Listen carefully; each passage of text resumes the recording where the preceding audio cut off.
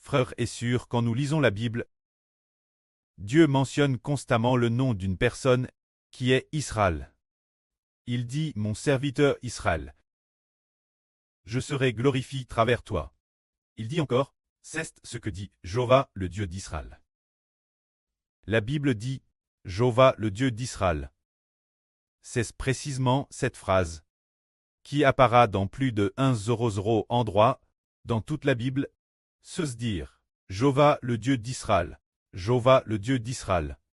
Logiquement parlant, si Adam n'avait pas péché, alors on devrait dire ainsi Jéhovah, le Dieu d'Adam. Jéhovah, le près d'Adam. Jéhovah, le Dieu d'Adam. Cela devrait être ainsi. Mais, par la suite, Dieu n'a plus dit qu'il était le Dieu d'Adam, et encore moins qu'il était le près d'Adam. Seul Luc en témoigne. Le disciple Luc a écrit que le près d'Adam est Dieu. Il a simplement écrit cela, mais dans toute la Bible, on crie sans cesse le Dieu d'Israël. Quelle en est la raison? Car Dieu veut, parmi les descendants d'Adam, prendre certaines personnes qu'il juge bonnes, les racheter, pour les donner l'Israël de la nouvelle alliance. Alors, qui est le Dieu d'Adam maintenant? Les descendants d'Adam, leur Dieu est le Dieu de ce monde.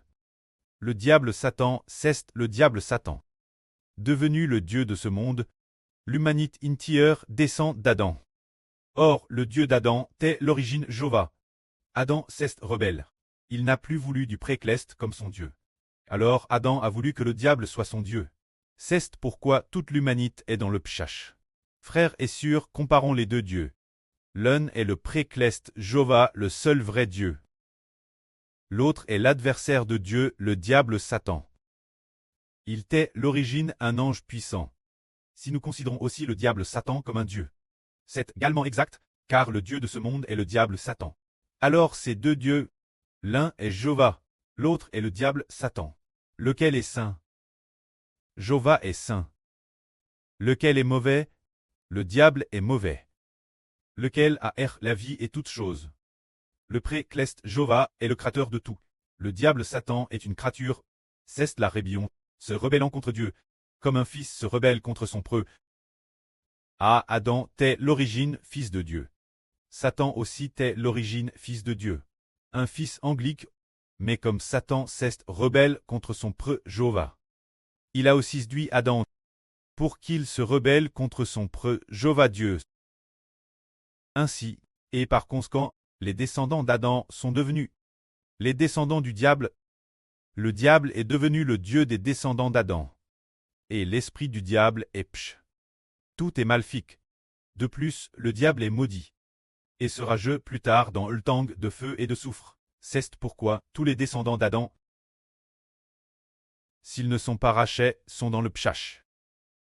Tous sont dominés par le pchash, tous sont dominés par la mort, et tous sont sous la malédiction de Dieu.